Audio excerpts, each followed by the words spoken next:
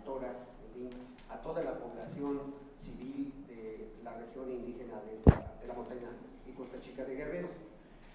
Ese es el contexto regional en el que surge esta policía comunitaria en 1995, producto de procesos de organización comunitaria con base a los valores que tienen afortunadamente nuestras comunidades indígenas en varios de los estados. Esas costumbres que son la mayordomía, el cambio de brazo, la faquina o trabajo comunitario colectivo a favor de la comunidad, en fin, los residuos de la cultura indígena que se materializan en algo nuevo, que es el tomar el control de la seguridad y la impartición de justicia en una región del país, que era en ese tiempo y todavía a la fecha una de las más pobres de nuestra patria. Esos procesos de asambleas intensos de 300, 400 gentes en cada comunidad, por un lado, y por otro lado, los procesos de reuniones de las organizaciones, principalmente de 4 organizaciones de Luz de la Montaña, la Unión Regional Campesina, Agroindustrias Cafetaleras, la Tríplice Café Maíz, que ya se mencionaba hace rato, y el Consejo de Autores Indígenas, 500 años de resistencia. Se funden las organizaciones en un proceso de tal manera que orientan al movimiento de agosto a octubre de 95, agosto, octubre. En ese periodo de tiempo es cuando, en ese intenso proceso asambleario y de gestión, de lucha, se logra dar la aprobación en una asamblea regional para que arranquen la formación de los primeros grupos de policías comunitarios. En una asamblea en donde asisten 24 comunidades, 2 colonias y 12 grupos sociales. Es en esa asamblea, el 15 de octubre, donde se da el banderazo para que inicien la formación de los grupos de policías comunitarios. No nace de golpe ahí, como por decreto, que surjan más de 20, 30 o más grupos de policías comunitarios. No, son procesos todo esto. La delincuencia en la región es combatida antes de que se constituya la policía comunitaria, en agosto, por parte de algunas comunidades que se deciden enfrentar a sus propios delincuentes que tenían en la comunidad. Hay una comunidad que es emblemática, Orcasitas, una comunidad mestiza, donde sabían que unos 33 individuos de su comunidad estaban metidos en eso, junto con otros de varias comunidades de la región. Y dicen, vamos a luchar en contra de ese mal que tenemos aquí mismo adentro. Y los policías suburbanos, que son la policía municipal, no es como la comunitaria, ya existía desde antes por ley en Guerrero, y entonces ellos combaten frontalmente las bandas delincuenciales. Una de 50 individuos, apresan a 2, los meten al Ministerio Público para procesarlos, pero a los 2-3 días ya están de nuevo delinquiendo. Es entonces que se siente la impotencia, la rabia, y esto sucede en otras comunidades también. En Cuanacacitlán, una comunidad mixteca que también deciden, antes incluso, el 15 de septiembre de ese año, constituir el grupo de policía voluntario, se llamó. ¿Por qué? Precisamente por todo lo que mencionaba hace rato. Esos grupos primeros que surgieron son el ejemplo para decir si podemos actuar con policías nombrados por la propia comunidad y que nosotros los controlemos para poder combatir la inseguridad, para poder atacar a la delincuencia. Eso nos lleva a la lucha, a la gestión, a buscar involucrar a los presidentes municipales de la región cafetalera, 2 municipios, Marinaltepec y San Luis Acatlán, involucrar a los ministerios públicos, a los juzgados, al Tribunal Superior de Justicia, en fin, a las autoridades relacionadas con la seguridad pública en el estado de Guerrero. Sin embargo, no hacen caso. Y entonces, por lo tanto, se toma la decisión el 15 de octubre para que arranquen estos grupos.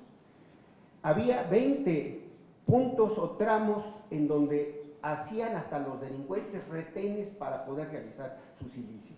Sin embargo, todo eso, decimos, los primeros operativos que comenzaron de la policía comunitaria, primero al interior de sus propias comunidades y después, ya cuando hubo el reconocimiento del gobierno del estado de Guerrero, el secretario general de gobierno y el subsecretario de Protección y Vialidad, a nombre del gobierno del estado de Guerrero, decir, órale, estamos de acuerdo en que la policía comunitaria funcione y vamos a apoyarlos con uniformes y con capacitación. Es ahí donde nosotros, al involucrar a las autoridades de los 3 niveles de gobierno, haciendo una pinza, a manera de poder dual, logramos ir tronando como un cascanueces a la delincuencia, a las bandas. La situación actual es muy diferente, a esa me referiré al término de mi exposición.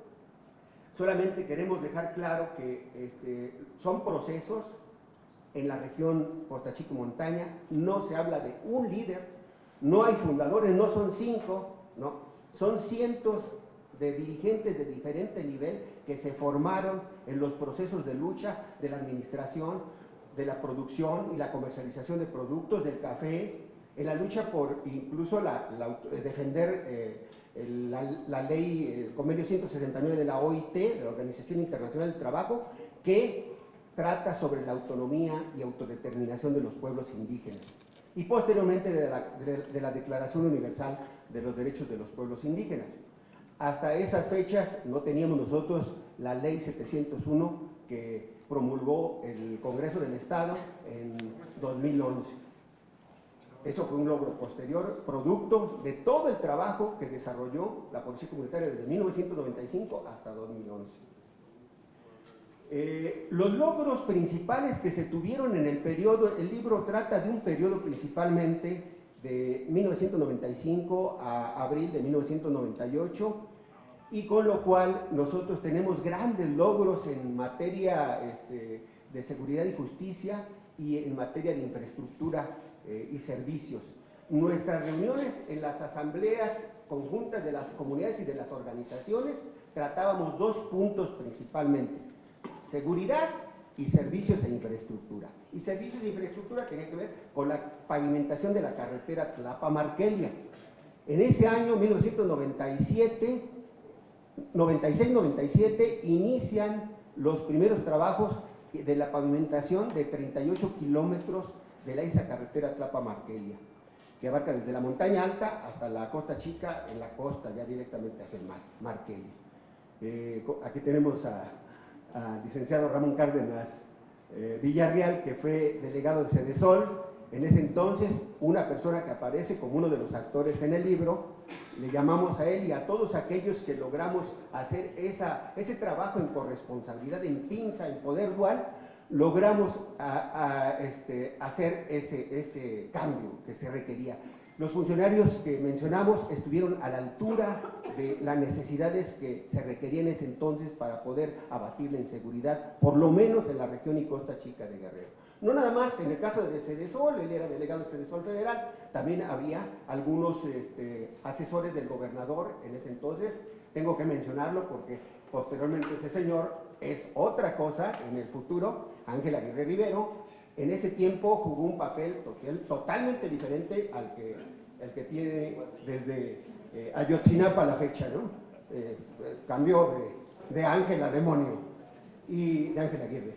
Y bueno, entonces esos funcionarios, nosotros logramos apoyarnos en ellos porque eran gente progresista, gente que entendía que había que apoyar a los procesos de las organizaciones para poder revertir esta situación de inseguridad. Y que además ellos ya habían trabajado anteriormente con otro gobernador, creemos que ha sido uno de los mejores también, que ha tenido Guerrero, Alejandro Cervantes Delgado, que aunque era priista, pero de todas formas tenía una vocación más de servicio a la gente, más humano, más cercano con las organizaciones sociales y productivas.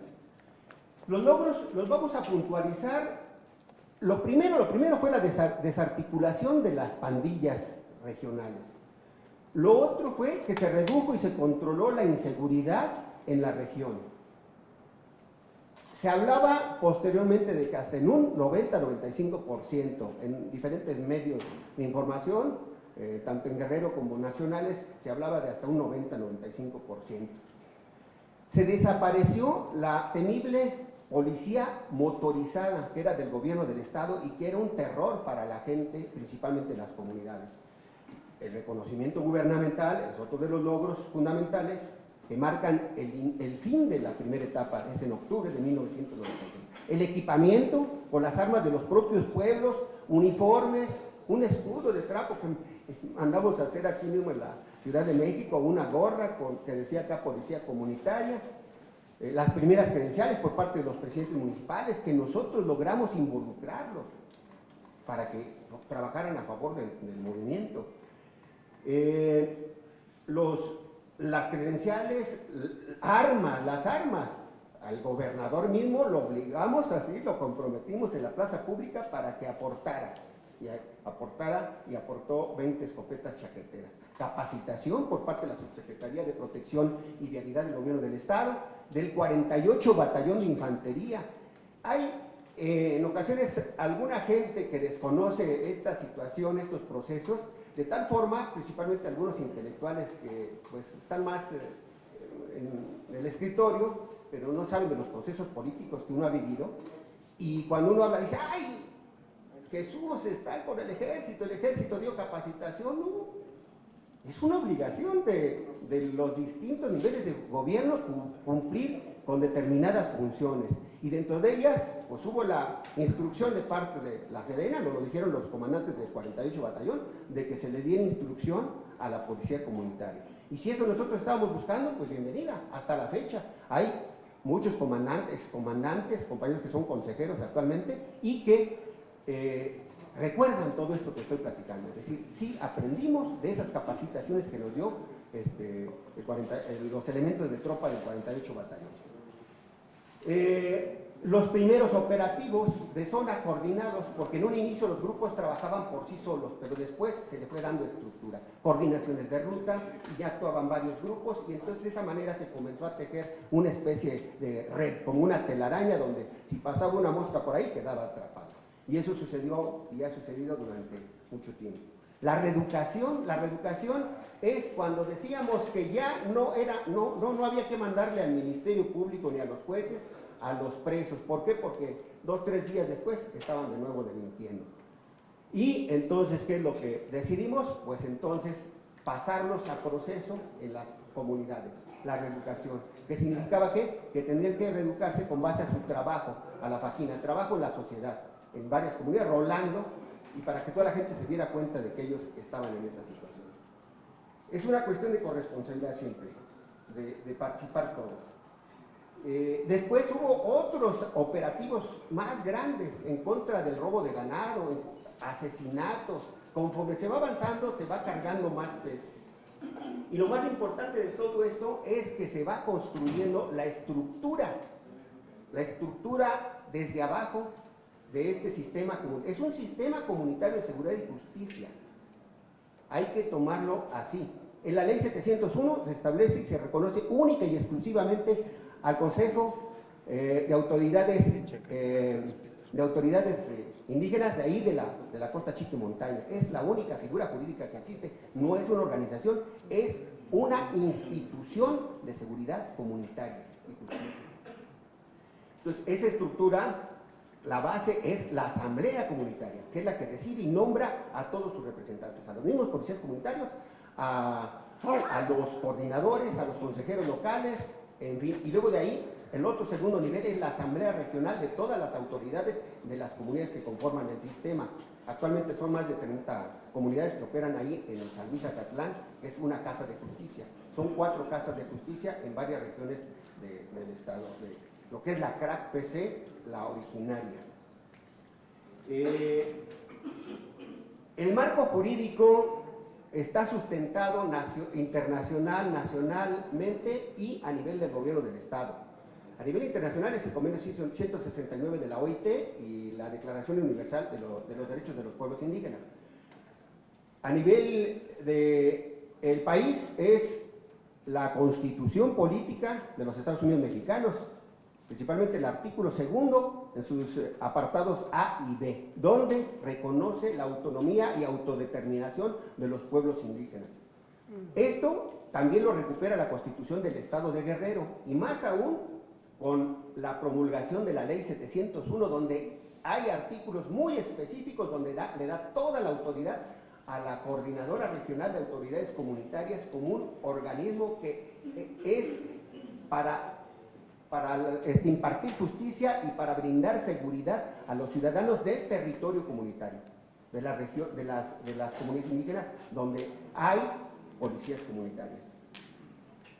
Hay retos como el crimen organizado. No vino mi compañero Sabás, debería de estar allá. Él se quedó porque estuvo de presidente de debates en la reunión de consejeros y autoridades ayer. Hay dos presos, dos halcones del crimen organizado que fueron detenidos antier y están ahorita procesos de ver qué es lo que se va a hacer con ellos. De hecho, el crimen organizado desde hace ya unos meses ha estado tratando de, ha penetrado ahí a la región, y entonces estamos en procesos de revertir a esto. No estamos ya en contra de unas pandillas de 30, 50 como en 1995, estamos ya hablando de pequeños cárteles, porque en Guerrero, de que se les hace un cartelote, ese cartelote surgen cartelitos, y en Guerrero están, pues todo el mundo lo sabe, la prensa lo ha difundido, los Guerreros Unidos, los Rojos, los Ardillos, la Barredora, el SIDA, y todo eso está sembrado de ese tipo de grupos. Es delicado esto porque apenas hace unos días levantaron a un coordinador y lo mataron, lo embolsaron, lo clásico del crimen organizado. Aquellos que no se asoman a Guerrero, por lo menos que checaran, que vieran la película del infierno se queda corta con la realidad que se está viviendo ahí en Guerrero, día con día. Pero sin embargo, ese es un reto que se tiene que tomar, y de hecho ya se tomó, y va a haber una asamblea regional el próximo sábado, y ahí la asamblea va a decidir qué es lo que se va a hacer. Permitir que suceda lo que en Michoacán, antes de que surgieran las autodefensas, el doctor Mireles decía lo siguiente, está en un video, lo pueden ver en YouTube, que cuando aquellos llegaron, o sea, los templarios, con ustedes no hay problema, déjenos trabajar. Ah, bueno, pasaban como fantasmas, los veíamos en sus camionetas, aparecían muertos, pero no eran de las comunidades. Pasó el tiempo, comenzaron a cobrar, 10, 12 años, comenzaron a cobrar piso por el kilo de tortilla, por el kilo de carne, hasta por el niño que iba a la escuela. Llegó al absurdo de que llegaban con sus cuernos y decían, oye, me gusta tu mujer, me la llevo, mañana te la regreso, sí, pero a tu hija, aquella, se va a ir, prepárame porque mañana me la llevo y va a tardar más tiempo conmigo. A ese extremo llegaron, y por eso es que Mireles ahí dice, hasta ahí aguantamos. Estas palabras las dijimos ayer en la reunión, y así es. Entonces no hay que esperar a que llegue el mal y corrompa hasta ese punto. Eso está en discusión, son los retos. Los retos es mejorar la ley 701, que el gobierno del estado, una cantidad de gente al interior, o de los mismos diputados que desconocen o están en contra, pretenden abolirla, pretenden hacerla regresiva, que esa ley que da autoridad a la actuación de la CRAC, echarla para abajo. Hay otros puntos, pero yo creo que hasta ahí los dejamos. Los enfrentamientos más recientes entre el FUSDEP y la UPOE, que también son otros grupos de policías que pareciera ser ciudadanos, pero no. ¿Quieren que lo comente? Okay. Bueno, en 2013, producto de toda la situación de Guerrero, antes, 2011 y 2012, surgen grupos de autodefensas en Olinalá, ahí estuvo Néstor Salgado, en Huamustitlán, en la montaña alta, y se dan también procesos en esas comunidades para la defensa de su seguridad, en su combate contra la inseguridad. Posteriormente, en 2013, surgen las autodefensas más amplios en Ayutla, y ahí participan algunos compañeros de nosotros que iniciaron también en la policía comunitaria, pero que siguieron otro camino, y entonces ellos tronaron las autodefensas por medio de la UPOE, y surgió esa policía ciudadana, que tuvieron que poner. Posteriormente hay una división y surge el FUSDEC. No quiero dar ahorita, para no alargarme, qué significa. Son dos organizaciones diferentes, esas sí son organizaciones civiles armadas, y entonces entran en conflicto esas dos, en un corredor que es muy conflictivo en Guerrero, que va de Chilpancingo a Acapulco, que tienen presencia, y además lo que ya hablábamos hace rato, los cartelitos. En octubre hubo enfrentamientos, hubo 7 muertos de parte de la UPOE y un muerto de parte del FUSDEC. Ya antes habían tenido estos enfrentamientos y ya van a la fecha como 30 muertos. Eso ha desacreditado a las policías comunitarias, porque han aparecido más policías, por ejemplo la Tecampanera en en Cuetzala, en Teloloapan y en Apasca, movimiento apaxtlense Adrián Castrejón. También hay otras policías que son parecidas, esta sí es más parecida a la CRAC, la de Temalacatzingo, la PCP, Policía Comunitaria y Popular de Temalacatzingo, y más recientemente en San Jerónimo, en la Costa Grande, aparecieron otros grupos de autodefensa que también están en lucha, porque también hubo secuestrados allá. Le paro ahí porque ya me excedí de tiempo, discúlpenme. Carlos Gardel decía que 20 años no es nada, pero no se puede tratar 21 años en tan poco tiempo. Una disculpa. Desde luego que agradecemos todas y cada una de las palabras y análisis y comentarios